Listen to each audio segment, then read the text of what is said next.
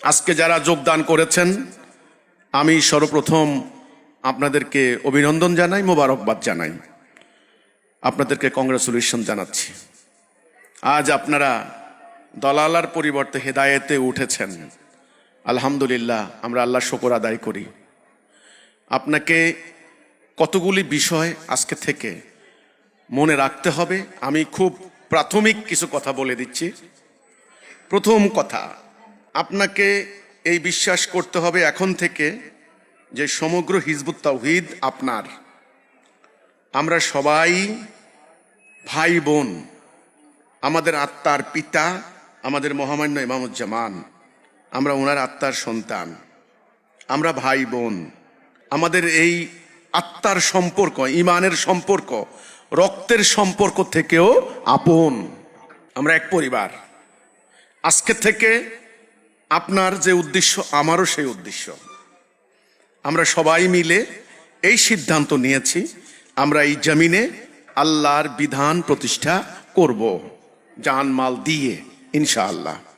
আমি আপনাদের ইমাম হিসাবে, আপনারা আজকে আমার হাতে বায়াত নিলেন, এটা বায়াত, আনুগত্যের বায়াত। আমি আপনাদেরকে বলতে চাই, যদি আপনি মৃত্যু পর্যন্ত এই সিরাতুল মুস্তাকিমে থাকেন, তাওহীদে থাকেন, তাহলে আল্লাহ এবং তার রাসূলের পক্ষ থেকে আপনি সুসংবাদ গ্রহণ করতে পারেন, করুন। আপনি মুমিন, আপনি জান্নাতি, আপনার সমস্ত গুনাহ আল্লাহ মাফ করে দেবেন। কিন্তু শর্ত, মৃত্যু পর্যন্ত আপনাকে সিরাতুল মুস্তাকিমে থাকতে হবে, এটা হক সত্য। প্রথম কথা। দ্বিতীয় কথা, আমাকে আপনারা যেহেতু ইমাম হিসেবে মেনে নিয়েছেন, এখন থেকে আমি আল্লাহর দ্বীন প্রতিষ্ঠার উদ্দেশ্যে আপনাদেরকে যে হুকুম দেব সেই হুকুম মানা আপনাদের জন্য বাধ্যতামূলক। আমার প্রথম আপনাদের প্রতি নির্দেশ থাকবে, 1 নাম্বার, আপনারা কেউ রাজনীতি করতে পারবেন না। কারণ রাজনীতি এখন যেভাবে চর্চা হচ্ছে, আপনাকে চেষ্টা করবে রাজনৈতিক দলে ঢুকানোর জন্য। কোনো রাজনীতি করতে পারবেন না, 1 নাম্বার। 2 নাম্বার, কোনো অবৈধ অস্ত্রের সংস্পর্শে যেতে পারবেন না।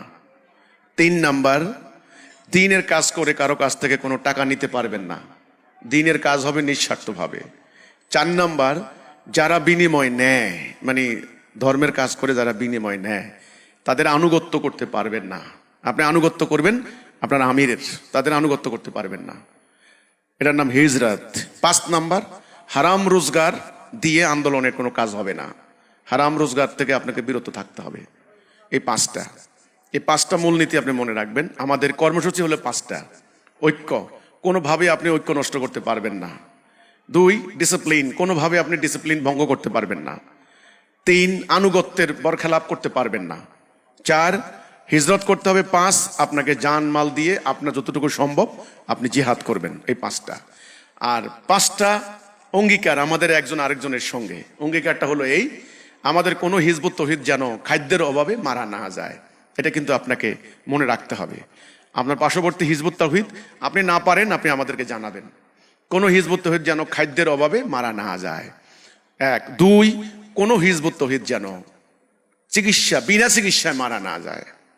3, কোনো হিজবুত তাওহীদ যেন বস্ত্রের অভাবে কষ্ট না পায়। 4, কোনো হিজবুত তাওহীদ যেন শেল্টারের অভাবে কষ্ট না পায়। 5, কোনো হিজবুত তাওহীদ যেন শিক্ষা থেকে বঞ্চিত না হয়। এটা কিন্তু মনে রাখতে হবে যে আমাদের পারস্পরিক, আমরা কোনো হিজবুত তাওহীদ যেন বিনা চিকিৎসায় মারা না যায়, কোনো হিজবুত তাওহীদ যেন খাদ্যের অভাবে মারা না যায়। এটা হলো মনে রাখা যে আপনার পাশের একটা হিজবুত তাওহীদ, ওনার ঘরে খাবার নাই, ওনারা দিনের পর দিন উপোস থাকতেছে, তাহলে কিন্তু আপনার ইমানের দাবি মিথ্যা হবে। হয় আপনি সলভ করবেন, না হলে আমাদেরকে জানাবেন। আর আপনার কাজ হবে 2টা। 1, ভালো করে হিজবুত তাওহীদ বুঝা। 2, আপনি এই সত্যটা আপনার আত্মীয় স্বজন, বন্ধু বান্ধব, পাড়া প্রতিবেশী, আপনার রিলেটিভস যারা আছেন তাদেরকে এটা বোঝাবেন কি, লা ইলাহা ইল্লাল্লাহ, আল্লাহর পক্ষ থেকে এই সত্য চলে এসেছে। এটা তাওহীদের বাহিরে কারো সাথে কোনো তর্ক বিতর্কের কোনো প্রয়োজন নাই। এই আর আমাদের মেয়েরা, আপনারা আস্তে আস্তে বুঝে নেবেন।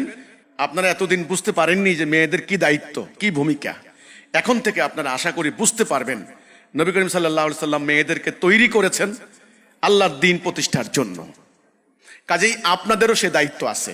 আজকে আপনারা এই মহাসত্যের মধ্যে আসলেন। তো আমি আপনাদেরকে অভিনন্দন জানাই। ইমামুজ্জামানের পরিবারের সদস্যরা এখানে আছেন, আমাদের সব দায়িত্বশীল ভাইয়েরা বোনেরা আছেন, অন্যান্য পুরানো ভাই বোনরা যারা আছেন, সবাই মনে রাখবেন আমরা একটা পরিবার, আমরা ভাই বোন।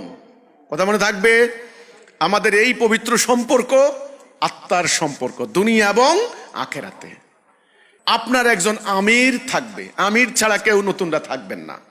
যেমন আমি একজন আমিরের নাম ডাকি, যেমন ধরেন আমি বলি আমাদের ডাক্তার মাহফুজ, এই যে আমি তার নাম ধরে ডাকলাম, আপনাদের মহানগরী আমির, তার নাম ডাকার সাথে সাথে লাব্বাইক বলে সোজা হয়ে দাঁড়ালো।